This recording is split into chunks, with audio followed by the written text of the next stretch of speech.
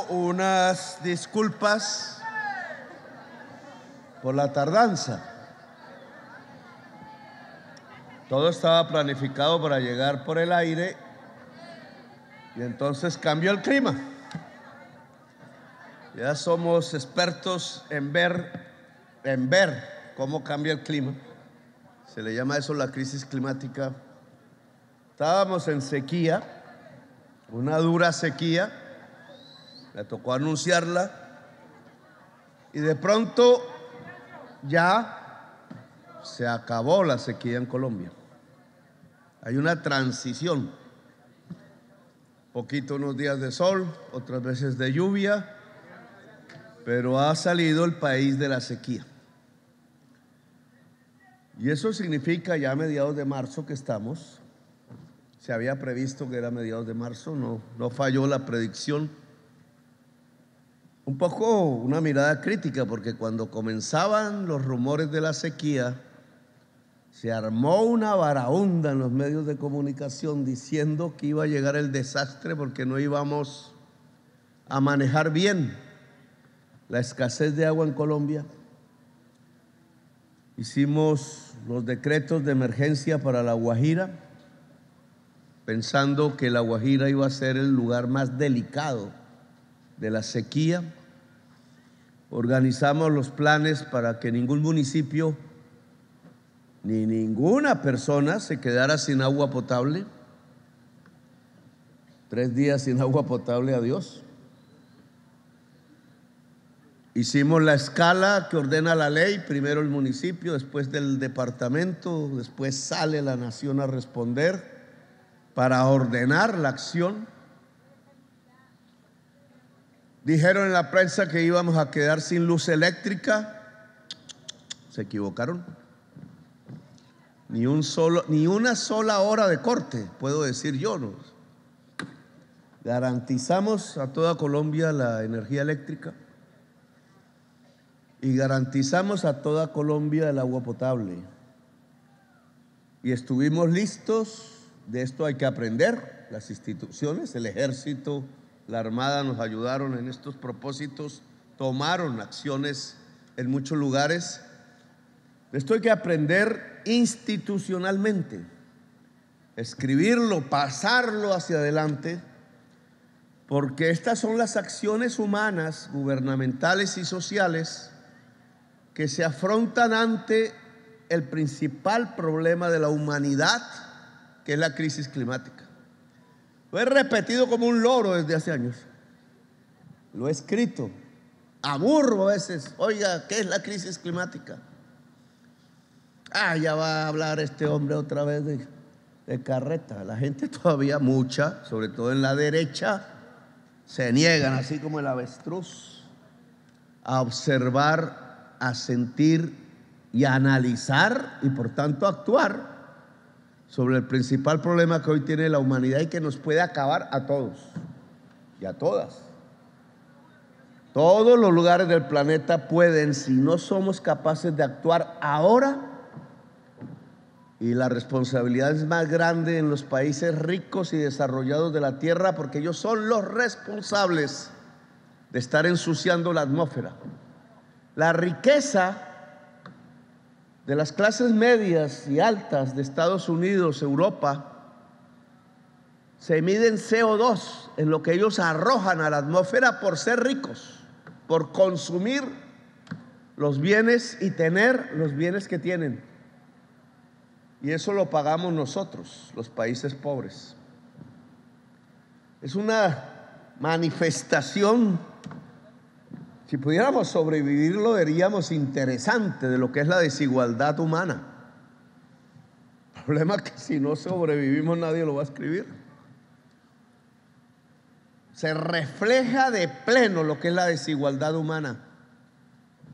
Los ricos ensucian la atmósfera porque para ser ricos tienen que arrojar ese veneno a la atmósfera, y la gente pobre, nosotros, porque nosotros somos un país pobre, del tercer mundo le llamaban, o en vía de desarrollo, como quieran llamarlo, sufrimos las consecuencias Y una de esas consecuencias en concreto es lo que vive la Mojana. Pongámoslo en estos términos: el dolor de la Mojana ante sus inundaciones lo produce la clase media de Nueva York y de París y de Madrid y de Londres. Habría que explicarlo con detenimiento, pero esa es la realidad. Ellos consumen, viven súper bien, y aquí llega el dolor, porque a través de la atmósfera lo que ellos arrojan aquí se vuelve más lluvia, inundación, sequía, huracanes, elevación del nivel del mar.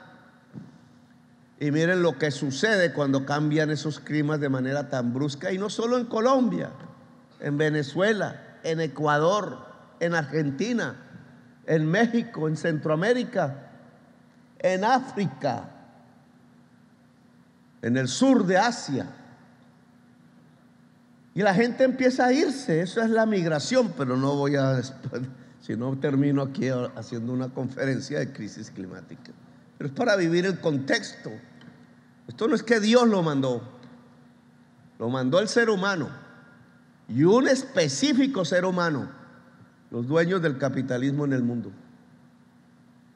Esto no es un desastre natural, es un desastre provocado por un sistema económico. El ansia y la codicia de tener y consumir más y más cosas que definen la riqueza de hoy hace que una maquinaria productora de esas cosas cada vez más grande consuma cada vez más energía, y la energía cada vez más es carbón y petróleo, y eso arrojado a la atmósfera es el peor veneno que hayamos tenido en toda la existencia humana. Uno puede decir que la cocaína envenena, y todo un aparato policial represivo para perseguir la cocaína. Peor veneno, indudablemente, nos hemos enterado en este gobierno, es el fentanilo, que ni se pronunciaba antes y sabíamos que era una droga química que consumen los gringos y se matan 100,000 muertos por año. Pero peor que la cocaína, peor que el fentanilo, el gas carbónico CO2,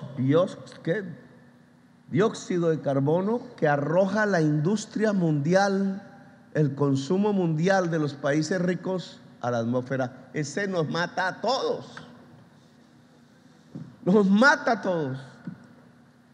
El mundo discute cómo solucionarlo, pero aquí tenemos las consecuencias.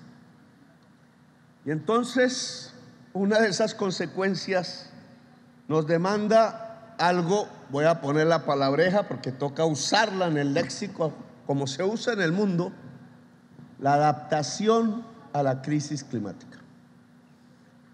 Santos, en uno de esos sustos, en una de las peores inundaciones de la historia, yo la viví, casi fui víctima climático, ahora se llama así, víctimas climáticas, que fue la inundación del 2010-11. Entonces creó el Fondo de Adaptación, creo no equivocarme en la historia de esa institución. Él lo creó para solucionar los problemas de ese momento, pero yo creo que a partir de esa creación de esa institución hay que darle toda la seriedad que corresponde en la vida institucional nueva de Colombia alrededor de este tema. El Fondo de Adaptación tiene que encargarse y separarse en mucho de la Unidad Nacional de Gestión de Riesgo para pensar. Aquí el afán no funciona, y aquí en la Mojana sí que se produce un conflicto entre el afán y pensar la solución. Pues el afán nos lleva a la emergencia, a la urgencia, rápido. ¿Qué hacemos? Tapemos Caregato, pues lo primero que uno piensa. Lo primero que piensa cuando ve ese chorro de agua enorme saliendo de la ribera del Cauca, en una esquina, yo eso lo he visto en el aire, una esquina que hace así, pues claro, siguió derecho el agua. Y nos produjo el desastre de hace un año. Lo primero que se dice es: tapen eso. Ahora voy a hablar un poco de ese asunto de Carogato y de la discusión que provoca y de por qué ha habido un conflicto pacífico, porque entre una parte de la sociedad sucreña y regional y el gobierno, porque es el mismo conflicto entre el afán y pensar el problema. Pensar y actuar sobre el problema le va a corresponder al Fondo de Adaptación, que dice la ministra de Medio Ambiente, y creo que está bien concebido, debe inscribirse en el Ministerio de Medio Ambiente, porque cada vez más, pues es obvio, la adaptación a la crisis climática es un problema del ambiente. Nos está cambiando el ambiente rápidamente y no para bien, sino como campanas. El libro de Hemingway sobre la guerra civil española es clave. ¿Por quién doblan las campanas? Están doblando por ti, finaliza el libro. Están doblando por ti. Las campanas de la crisis climática están doblando por ti, por él, por nosotros, todos, por mí. Es el posible comienzo de la extinción de la especie humana, si no actuamos ya. Y no corresponde a los colombianos, ni latinoamericanos, ni africanos. Corresponden a los ricos de la tierra actuar, o matan a toda la humanidad y a ellos mismos. Así intenten escaparse en Marte en naves hechas por ellos mismos, carreta. Ahora, esto pone de presente dos grandes temas. No voy a quitar el tiempo de los ministros y ministras que aquí tienen que responderle a la comunidad. Este ya no es un balance, aquí hemos venido varias veces a diferentes puntos de la Mojana en medio de crisis y ahora a evaluar qué se hizo, qué pasó. Por tanto, esta reunión es más de evaluación que de creación, porque muchos de los planteamientos se hicieron hace tiempos y hay que ver cómo el gobierno los viene adelantando. En la Unidad Nacional de Gestión de Riesgo, de manera desastrosa. Esto que acabo de enterarme, me lo acabo de enterar en la mesa por un compañero aquí que habló, que dice que las ollas comunitarias que creamos, no las creamos nosotros, eso existe hace mucho tiempo, una forma de defensa de la comunidad cuando llega el hambre, juntarse para hacer el sancocho y meter ahí todo lo que se tenga, por eso se llama sancocho, que es una forma fácil y eficaz de resolver el hambre si se le echa carne, proteínas. Pasó de la Junta de Acción Comunal, que fue la orden explícita que dio el presidente de la República en esta misma región. Aquí fue que hablamos de eso. ¿Por qué? Porque sabíamos que de desastre en desastre hay una clase de contratistas y políticos que se está robando la plata. Eso ya lo sabíamos. Y entonces dijimos, la contratación se hace con la Junta de Acción Comunal, y ahora me entero que voltearon la arepa en el camino y que empezaron a hacer lo mismo que la politiquería. Y cuando se hace lo mismo que la politiquería, se roban la plata.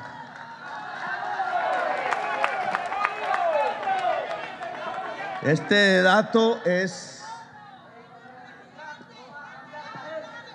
esto significa, así de simple, que nos traicionaron. Y entonces el balance de una institución que es absolutamente esencial en este tema, que cada vez se vuelve más grave, más importante, la crisis climática, que es atender ya a la gente del desastre. La UNGRD a nivel nacional, creada como institución nacional, no solo es un desastre de este gobierno, es un desastre desde que se fundó. A esa entidad se la han robado todos los años. Ha generado gente que se puede contar ya entre los más ricos de Colombia, llevándose el dinero público a través de una contratación directa, porque la ley la creó así, y en donde han pasado cada vez más dineros, billones, porque cada vez son más grandes los desastres, porque la crisis climática se manifiesta cada vez peor. Entonces, casas de 600 millones para la gente en San Andrés, en Providencia, que yo cuando fui ya estaban agrietadas. Y cuando vamos a ver cómo pudieron solucionarlo ahora, las últimas casas que hicimos nosotros, pues salen a mitad de precio. ¿O no, ministra? O sea que se estaban robando la mitad de la plata por cada casa. Y así cada tema. No, que poner un muro para tapar el río. Creemos nosotros que así se soluciona. Lo que quieren poner muros para tapar los ríos son los contratistas que se quieren tumbar la plata, porque esos ríos van a tumbar el muro. Los van a tumbar. Entonces, la UNGRD tiene que ser replanteada. La eficacia de esa institución consistiría en que cada vez muriera menos gente hasta que no muriera ninguno. Y eso no significa entonces atender emergencia, sino gestionar el riesgo. Mire la palabreja: prevenir. La emergencia es recoger los muertos. La gestión del riesgo es evitar que la gente se muera. El problema climático desde aquí no lo podemos manejar, detener la lluvia o detener la sequía o detener el huracán.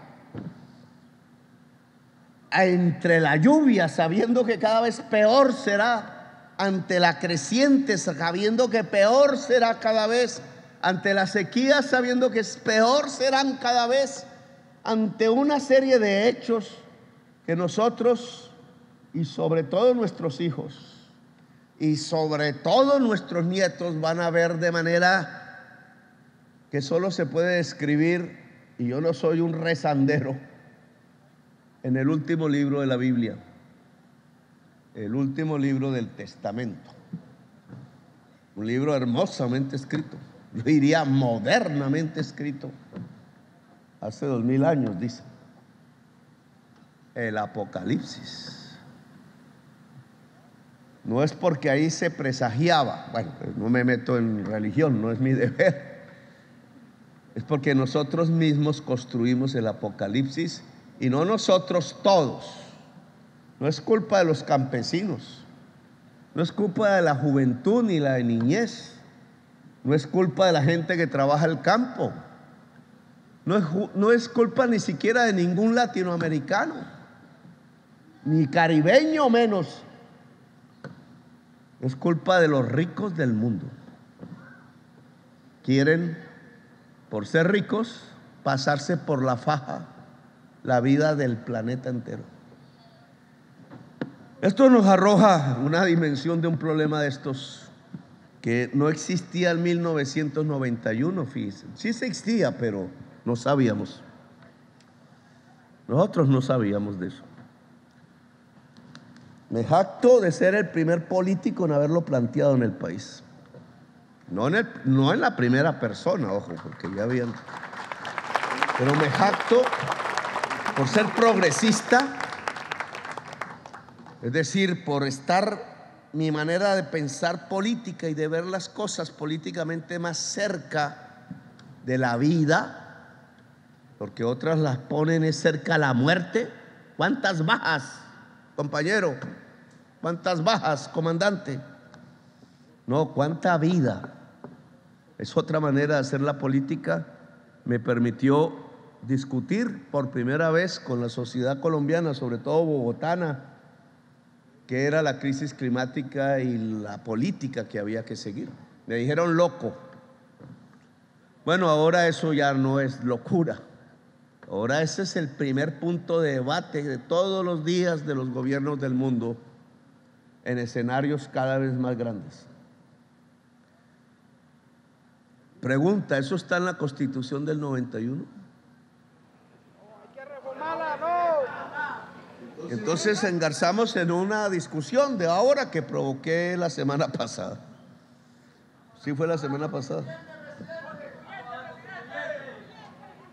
desatar un proceso constituyente en Colombia. El señor acaba de decir allá esta mañana en Tierra Alta, de donde venimos, Córdoba, constituyente ya, dijo.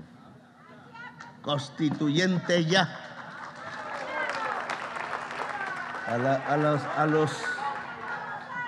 A los dirigentes políticos progresistas, cuando uno dice constituyente ya, es como si se asomaran hacia un abismo inmenso, porque da miedo. ¿Cómo así, Petro? 200 años esperando coger el gobierno, lo cogemos y ya está pensando en poner todo en función del voto popular. El vértigo.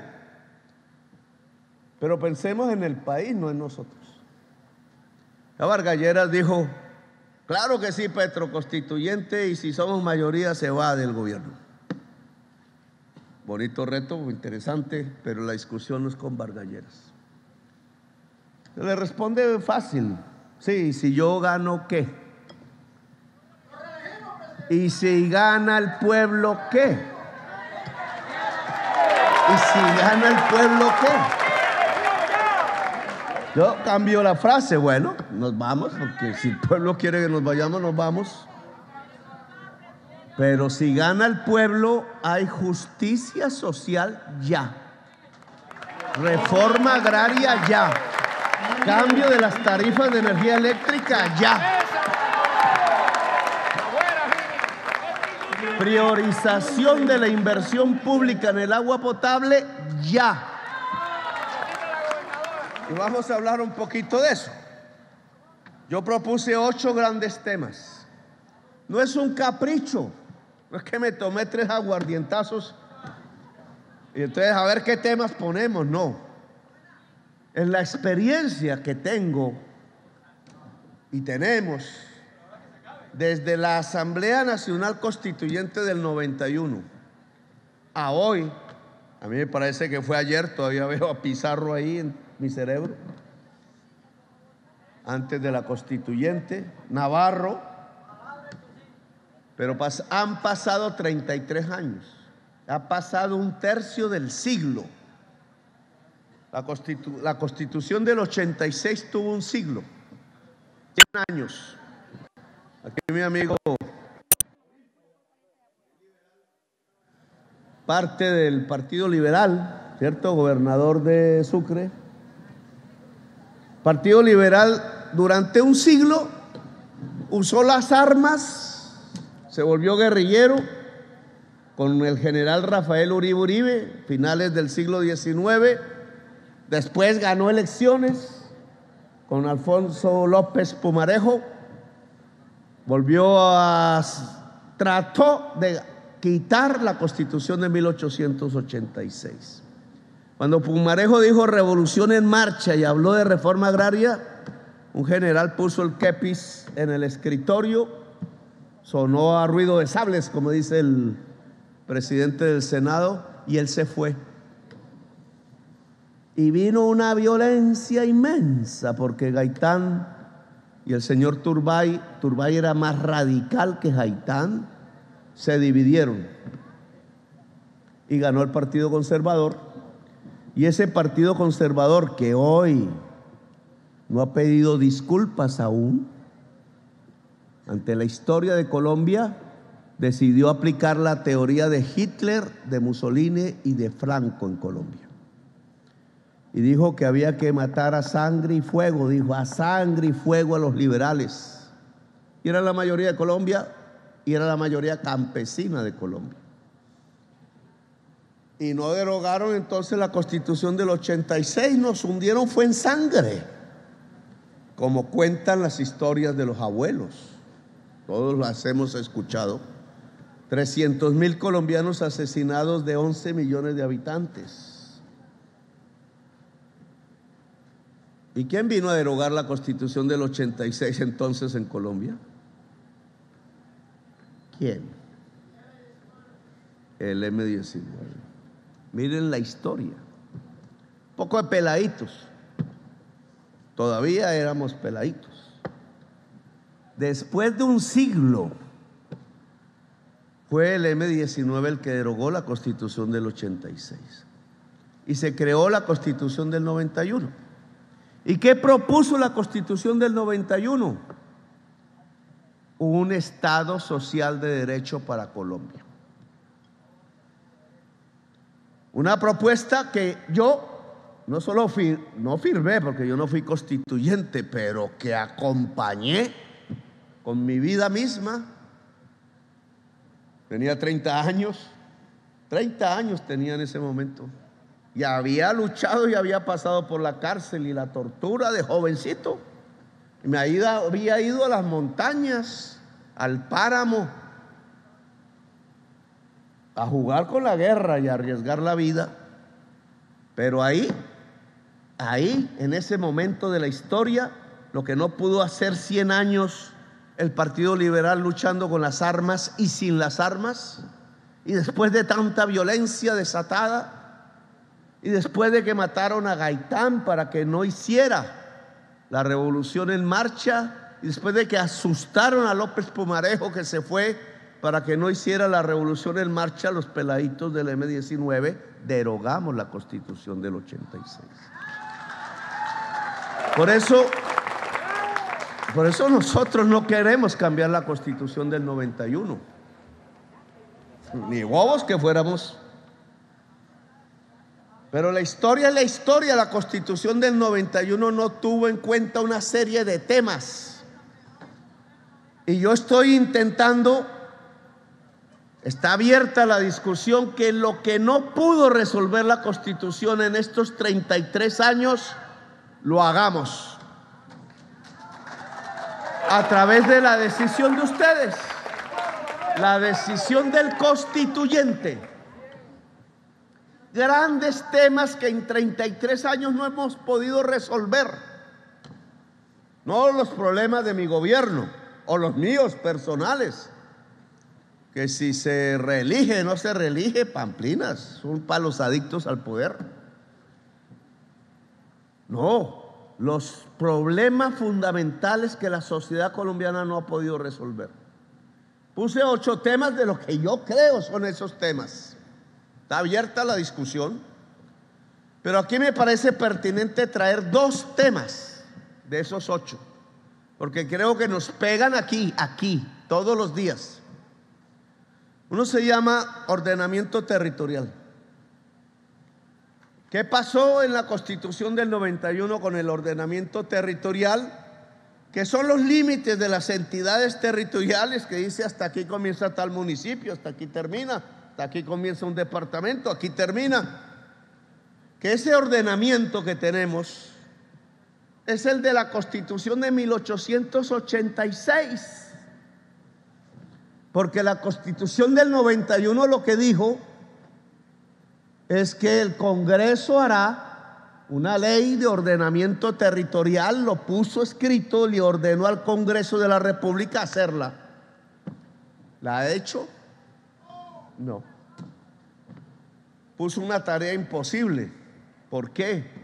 Porque la base política de todo el poder electoral de Colombia, alcaldes, presidente, congresistas, concejales, etcétera, sale del ordenamiento territorial de 1886. Y ese es un problema mayúsculo en Colombia, no es cualquiera, porque no nos ordenamos bien, porque esas fronteras ya no responden a las realidades de hoy. Y la Mojana es una demostración. Entonces, aquí yo estoy más cerca de Córdoba que de Sincelejo, ¿o no? Aquí, si quisiéramos construir, le decimos, la ruta del arroz, del que podemos vivir indudablemente, me tengo que acercar a Yapel y Mamagangué. Tengo que cruzar la Mojana, no me tengo que ir al mar.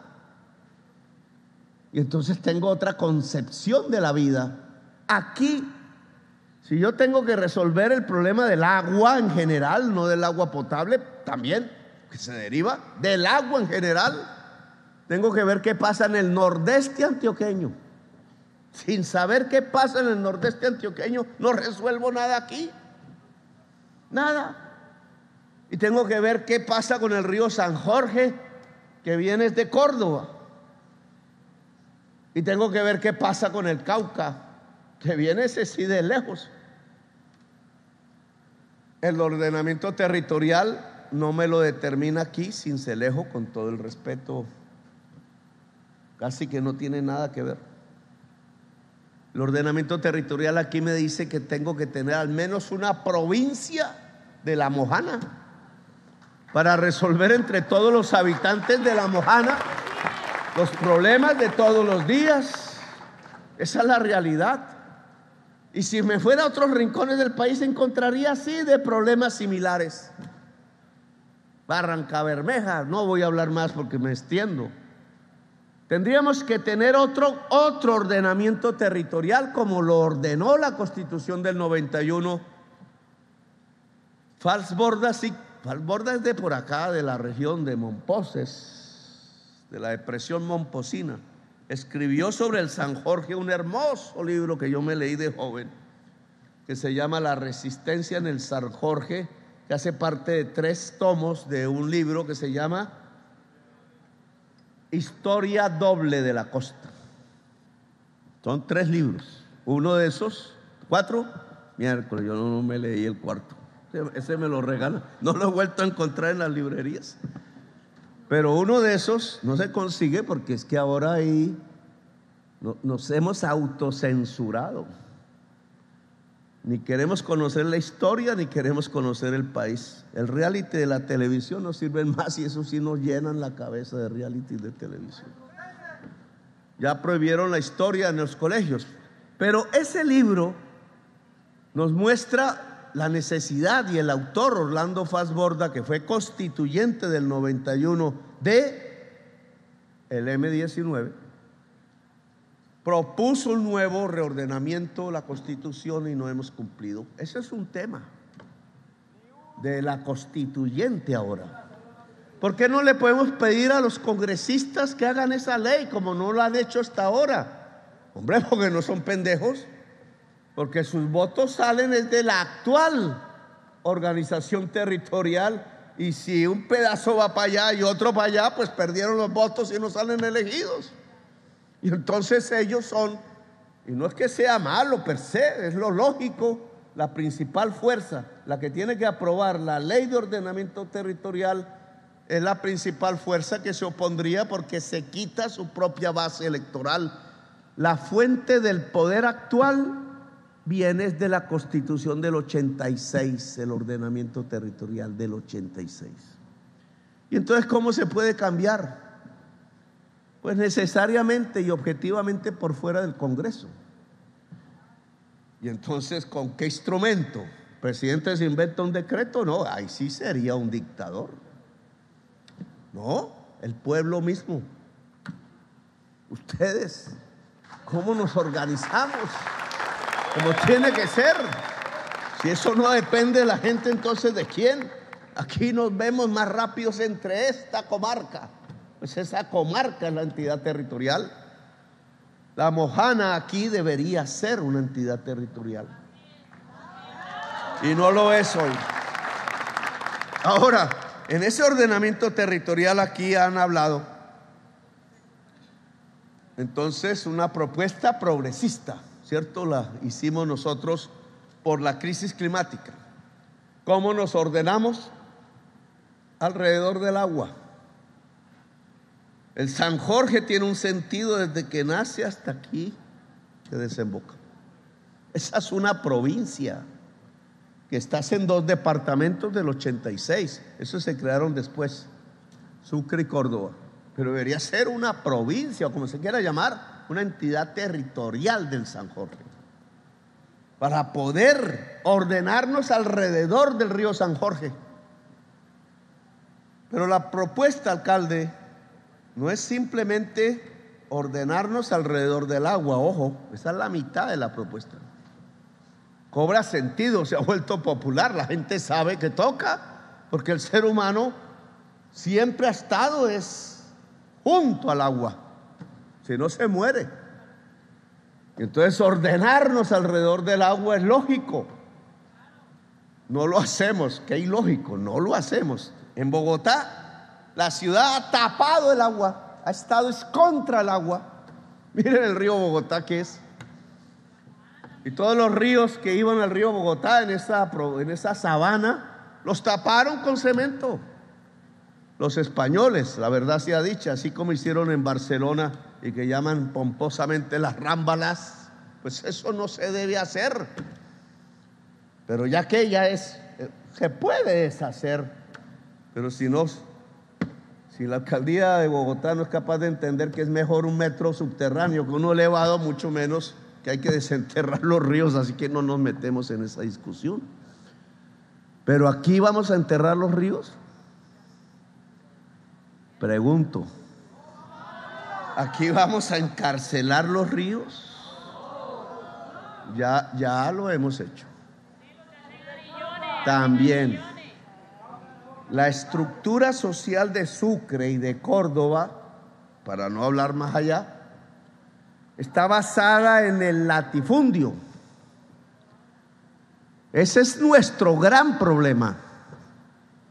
Es un problema feudal. Ese problema nos lo trajeron los españoles. Eso no estaba en los indígenas. La gran propiedad sobre la tierra y la creencia que tener tierra es ser rico. Eso no es capitalista. Capitalista hace su ganancia produciendo la tierra, como los bananeros, por ejemplo. Pero el que tiene la tierra simplemente por tenerla es un señor del medioevo, de la Edad Media, cuya mentalidad trajeron aquí los españoles feudales y todavía la tenemos metida entre nosotros. Millones de hectáreas de tierra fértil sin producir una mata de yuca. Ese es uno de los grandes problemas de Colombia, que nos hace pensar que ahí está la riqueza, y la riqueza está en trabajar la tierra, no en tener la tierra. Es diferente trabajar la tierra que tener la tierra. Unos tienen la tierra y otros quieren trabajarla y no tienen la tierra. El problema de la violencia en Colombia es ese. Lo acabamos de descubrir para mi gobierno en Tierra Alta. Que Felipe, lamentable que no hubiera estado usted ahí. Lamentable. ¿Por qué? Porque en Tierra Alta tiene que estar la capital nacional de la reforma agraria. Ahí comenzó. Hace en los años 60 las juntas patrióticas campesinas. Y el deseo de tierra del campesinado, no satisfecho por los gobiernos de entonces, trajo el Ejército Popular de Liberación. Y el Ejército Popular de Liberación, que se metió por aquí y por todas partes, con una concepción que tenía que ver con Mao Zedong, campesinista se llama, empezó a matar a los ganaderos latifundistas de Córdoba, secuestrarlos. Y la reacción es que los ganaderos latifundistas de Córdoba, improductivos, entonces se fueron a hablar con los castaños narcotraficantes y trajeron la muerte. Trajeron la muerte. Ahí se vinculó Mancuso. Instrumento, la masacre, el genocidio. Solo Tierra Alta tiene 50,000 víctimas, sur de Córdoba. Aquí nos vamos. ¿Cuál es la historia de Sucre en masacres? Caseríos quemados así, desplazados de la tierra por centenares de miles. Cincelejos, una ciudad que se está colapsando ya misma, porque más de la mitad de sus habitantes son víctimas, desalojados, y cambiaron la tierra por una moto. La moto no produce. Entonces, ¿qué es lo que está produciendo, haciendo Sucre? Empobreciéndose y quedándose. Por eso la reforma agraria es fundamental, pero me estoy yendo todavía a un tema que no es, que tiene que ver con el ordenamiento territorial. ¿De quién es la tierra? Pero la frase que le faltó al alcalde es que no solo hay que ordenar la gente alrededor del agua por decisión propia, sino liberar los espacios del agua. Y esta es la decisión más difícil. Y es la que sufre la Mojano. Y es la discusión de Caregato. Y quiero plantearla porque tiene que ser debate. Si se cierra Caregato, el río Cauca rompe por otro lado. Es el agua. No sé por dónde. A lo mejor habrá ingenieros que medio puedan predecir por dónde, pero si se cierra Caregato, el agua rompe por el otro lado en el próximo ciclo de inundación. Y entonces, ¿qué estamos haciendo? Porque eso vale un billete. Aquí alguien dijo, no sé cuánto. La ONGR debe saber, el Fondo de Adaptación. Claro, metemos un billete de decenas de miles de millones de pesos, decenas de miles de millones de pesos. Unos contratistas obviamente están contentos, pero ellos saben, y nosotros, que en un año o dos el agua salió por otro lado. Y entonces el afán, la emergencia lógica, porque es lógica, nos hace pensar que hay que tapar y punto. Pero lo que sabemos de la crisis climática y de lo que hemos dicho nosotros mismos es que lo que hay que hacer es liberarle el espacio al agua. Ahora, si nos metemos en ese es el tema del Fondo de Adaptación, que ahora va a hablar la compañera Rivas, que se va a quedar como directora del Fondo de Adaptación. Elga Rivas. Este es el tema de la técnica y la comunidad. Es un debate chéverísimo, porque la técnica no es la que tiene el poder, eso se llama tecnocracia, sino que es la gente la que tiene el poder, eso se llama democracia. Pero el mundo de la idea, de la técnica, del pensamiento tiene que ayudarle a la comunidad a tomar las decisiones. Aquí, los indígenas que vivían aquí, zenúes, que todavía sobreviven gracias a su resistencia, tienen un sistema de manejo del territorio, tenían un sistema de manejo del territorio, que yo creo que tenemos que aprender de él, que ellos nos enseñan. Hacían unos surcos grandes, se ven desde el aire, en forma de pescado, de espina de pescado. Se ve desde el aire. Y esas excavaciones así, ahí dejaban el agua, y la parte alta, ahí vivían y ahí sembraban. Esa es la técnica zenú, la ingeniería zenú de siglos viviendo en esta zona. ¿Qué nos enseña esa forma de manejar el territorio? Que podían vivir, que podían sembrar y que podían pescar al mismo tiempo. Y que el agua no les llegaba donde estaba la casa y el sembradío, porque se quedaban los zanjones. Y ellos hacían esos zanjones para que el agua fluyera por los zanjones y no los inundara. Es una idea que podríamos recoger ahora, que hay más gente, mucha más que en aquel entonces. Pensémoslo, porque eso significa que antes que los muros rodeando los pueblos de la Mojana, a ver si el agua no entra, claro que va a entrar el agua. Si ya está entrando por encima de las murallas de Cartagena el agua del mar. Ya al barrio de los ricos de la región que se iban a Boca Grande. Yo me acuerdo cuando yo era jovencito que me hacían me miraban por encima del hombre. No, yo me voy para Boca Grande. Me decía así la muchacha que me gustaba. No, yo tengo novio en Boca Grande, y me dejaba así todo. Boca Grande se está inundando. No sale el agua del barrio rico de toda esta región. No sale. La aristocracia cartagenera se está inundando por la crisis climática. Pues esto tenemos que mirarlo de otra manera entonces. Y tenemos que ver el saber popular de esos indígenas. ¿Quién tapó los caños? ¿Quién tapó las ciénagas? ¿Quién quitó las salidas naturales que tenía el agua, que la misma naturaleza había hecho? Los latifundistas terratenientes, pensando en tener más tierra. Ahí se nos juntó el feudalismo con la crisis climática. ¿Quién cree que va a perder aquí? Nos toca recuperar la naturaleza que había. Ese es el primer requisito. Y recuperar la naturaleza abriendo los caños de nuevo, los afluentes, las quebradas que habían, abriendo las ciénagas que hoy están. Sí, señor, así es, Felipe.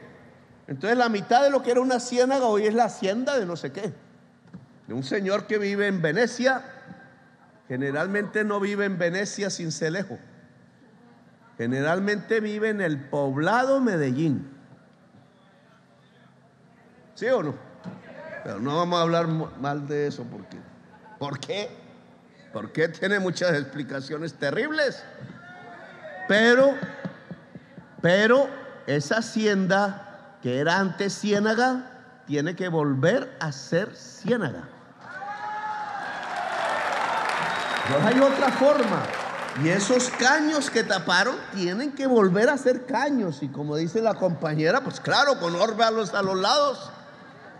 Y las quebradas tienen que volver a ser quebradas y el agua tiene que fluir por ahí cuando venga la creciente, y tenemos que volver a hacer las espinas de pescado de los cenúes. Tenemos que volver a hacerlo. Y es posible, eso hay que probarlo. Porque la crisis climática, si nos va a matar, no tenemos nada con que defendernos que no sea que en China, que en Estados Unidos y que en Europa deje de arrojar el CO2 a la atmósfera. No hay otra salida. Yo les dije apagar las chimeneas. No hay otra. Y si no se hace ahora, si se hace dentro de 20 años, ya es tarde. Es irreversible. Las chimeneas del mundo capitalista tienen que apagarse.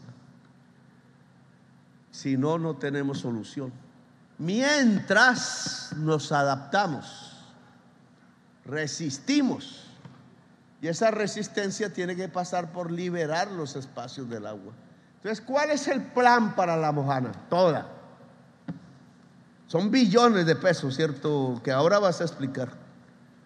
No tenemos toda la plata, son 4 billones de pesos, según los cálculos iniciales. Tenemos 2 entre las regalías y nosotros. 2, bueno, es la mitad, al menos podemos hacer la mitad de las cosas. Ustedes tienen que presionar por lo demás. Aquí tenemos un problema entonces de adaptación climática, donde este gobierno tiene que enseñar a partir de La Mojana cómo es que vamos a resistir la crisis climática en todo el país. Tiene que ver entonces incluso con los sistemas de propiedad ilegítimos que se han creado en el territorio.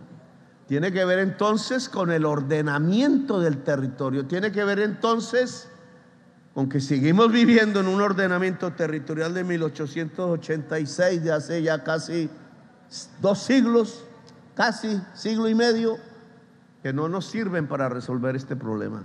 Y hay que cambiarlo. Y si no lo puede hacer el Congreso, entonces ¿quién lo hace? El pueblo. De ahí la constituyente, el pueblo, el poder constituyente. Y hay un segundo tema. Yo dije que iba a hablar poquito y que va.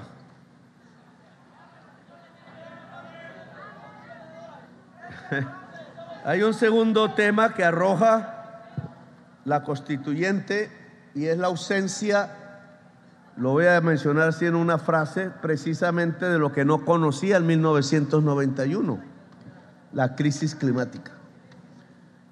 Hay que constitucionalizar, mire esa palabreja que voy a decir, hay que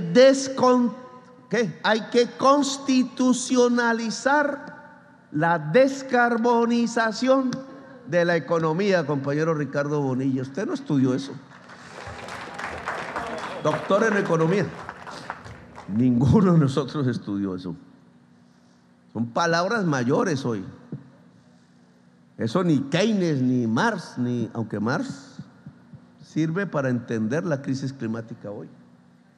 Con la pena que me da la Cabal, señora Cabal, yo sí tengo que decir que académicamente, teóricamente, si queremos ver teorías económicas donde podríamos encontrar luces para entender la crisis climática, que es un problema económico, no de la naturaleza, sino económico, es en la teoría de la acumulación de capital de Marx.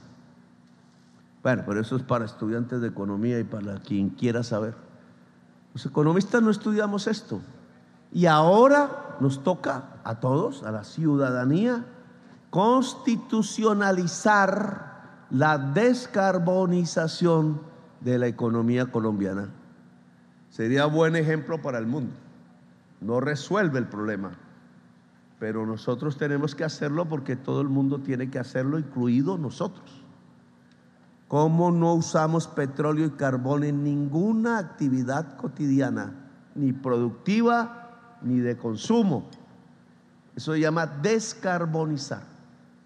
Es la única salida al problema. No está en la Constitución del 91 y es uno de los 8 temas que propongo para el poder constituyente hoy en Colombia, que es articularnos alrededor de la vida. Bien, vamos a entrar tema por tema. Indudablemente el tema más importante en La Mojana es el tema agua. Agua en sus 2 versiones. Agua, que implica qué vamos a hacer con Hidroituango, que depende de la alcaldía de Medellín. La alcaldía de Medellín tiene una enorme influencia aquí porque hay riesgo en Hidroituango, que es propiedad de la alcaldía de Medellín, y ese riesgo tiene unas víctimas probables, que es la gente que vive aquí. Si se rompe el embalse. Y entonces eso implica un plan de mitigación. Eso es una plata para todo el río aguas abajo del Cauca, desde Ituango hasta aquí, hasta Magangué. Y ese plan tiene que ser entregado ya, compañero de la UNGRD. Usted es el encargado de que se verifique. Eso no se pueden dar largas. No porque se vaya a caer, o yo estoy diciendo que se va a caer, es porque hay riesgo de que se pueda caer. Y primero está la vida. Y si hay el riesgo, usted es la Unidad Nacional de Gestión del Riesgo. Tiene que hablar con el alcalde de Medellín, correcta y decente y respetuosamente, y verle el camino para que se construya el plan de mitigación de riesgo desde el punto en donde está Hidroituango hasta aquí.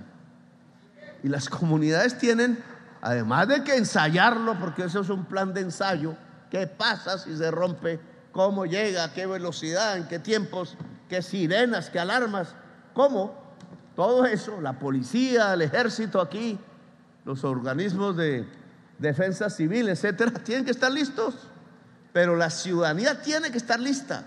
Si no sucede, chévere, pero si sucede, estamos listos. Y esa es una responsabilidad de la institución UNGRD que se tiene que establecer. No existe. Hay que hacerla y obligarla institucionalmente. La otra es el mercurio del agua. Mercurio en el agua. Enfermedades que produce el ministro de Salud. Las enfermedades aquí, ¿quién las paga? Si se derivan de consumir agua con mercurio y pescado con mercurio. Es un problema terrible porque nos mató la pesca, nos mata la agricultura en la tierra. El agua inunda y si es del Cauca, el mercurio queda ahí por años, no sé cómo es por la eternidad si no lo sacamos. La Universidad de Córdoba tiene unas salidas Hay que sembrar una especie de totumo, creo que es, no me acuerdo, y ayuda a chupar el mercurio de la tierra y la va desmercurizando. Pero eso hay que hacerlo con la comunidad. Eso nos lleva a unas circunstancias difíciles, porque no podemos sembrar si la tierra está contaminada. Es un problema para la reforma agraria. Es un plan que tenemos que hacer aquí de manera integral. Tiene que ver con el agua. Y además lo que acabo de decir, cómo se libera el espacio del agua para que no nos afecte en la vida. La compañera, no sé, Ministerio de Medio Ambiente y Fondo de Adaptación tienen que hablar de eso. Segundo, reforma agraria. Felipe Harman y ministra de Agricultura, que además tiene que hablar del arroz, que además tiene que hablar de la yuca, que además tiene que hablar del maíz, que además tiene que hablar de la pesca, de qué vamos a hacer en esta región. Y creo que aquí tendríamos el eje fundamental del problema inmediato, que es el agua. Pues surgen más. ¿Qué hacemos con el hambre? ¿Qué hacemos, ministro de Salud, con la salud en el territorio cuando ya usted ve, los congresistas que quieren hundir la salud no lo ven, que aquí se necesita un sistema preventivo de salud que está cruzado por el manejo del agua? ¿Y eso qué EPS la va a hacer? Hay una vagabundería en quienes defienden el sistema de EPS. Aquí ninguna EPS es capaz de solucionar el problema del mercurio en el agua, y es el que produce las enfermedades. Entonces, si dejamos la salud en manos de las EPS, estamos dejando la niñez, las mujeres en manos del cáncer, que parece ser es la consecuencia de consumir mercurio en el mediano plazo. No puede ser. Claro que el problema del mercurio se llama minería, ministro de Minas. No es una minería aquí, es una minería en el nordeste antioqueño. Para quienes son, para hablar un poco de política, la decisión de Andrés Pastrana, compañero alcalde, cuando hizo aprobar el Código Minero, en el año 2000 creo que fue, yo estaba de congresista. El Código Minero traía una esencia, un eje. La tierra se le entrega a la gran empresa multinacional minera. Eso sigue vigente, ministro. Eso mandó miles de mineros tradicionales a la pobreza. A los mineros tradicionales de Colombia no les dieron título. El título iban para los amigos del presidente, del partido tradicional, de la politiquería regional. Antioquia pidió la competencia de la nación para dar títulos. ¿A quién le dieron los gobernadores de Antioquia los títulos mineros? ¿A la pequeña minería del nordeste antioqueño? ¿O a quién? ¿A quién? ¿A la multinacional china? ¿A la multinacional Anglo Gold no sé qué vainas? ¿A Chanti Gold sí sé cuándo? Y a unos personajes oscuros. Y entonces, ¿qué hace el pequeño minero? Ir detrás de la máquina de la mafia. Un dragón en el río ahí sacando lodo, y él detrás a ver si consigue unos granitos de oro. Pusieron a miles de mineros a depender hoy del Clan del Golfo y de otros, no son los únicos. Claro, tienen billete con el oro. Incluso me pasó en Ismina, aterricé en mi helicóptero, vi el dragón ahí a 10 metros del helicóptero. Dragón le dicen a las dragas. Bajé y estaba el ejército.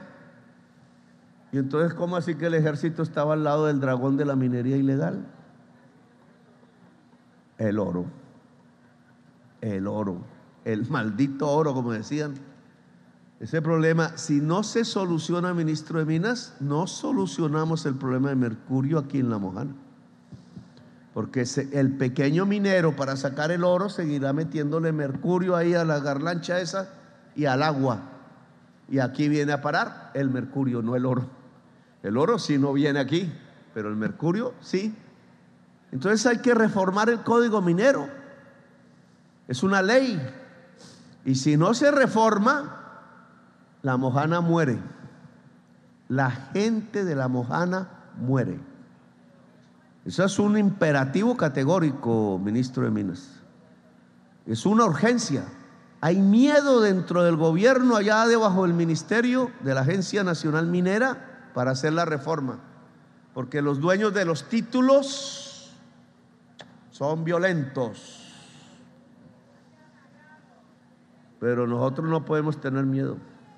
O sí podemos tener miedo, pero nos toca esconderlo en el bolsillo. No nos puede paralizar. Así que hay que presentar al Congreso. El Congreso ya verá la responsabilidad que tiene, si quiere sabotear leyes o no. Pero el Código Minero hay que presentarlo porque la titulación tiene que ir es al pequeño minero. Si la sentencia de la Corte Constitucional que fue expedida hace poco dice que el gobierno tiene que revisar la titulación minera de cara al medio ambiente, pues hermanos, necesito que revisen ya. Y si eso da que esos títulos se reversan, revérselos para que la pequeña minería pueda tener un espacio en Colombia y entonces se puedan quedar quietos en un sitio y entonces el gobierno puede ayudarles a que saquen el oro sin mercurio. Y la Mojana vive y otras regiones de Colombia viven. Así que por favor, esa es una orden del presidente de la República. Hay que presentar el Código Minero y ya veremos las fuerzas políticas cómo responden. Bueno, entre estos ministros, ministras de Fondo de Adaptación, vamos a estrenar a Edgar Rivas para que hables aquí sobre el plan de la Mojana en relación a las crecientes de agua. Gracias por haberme escuchado.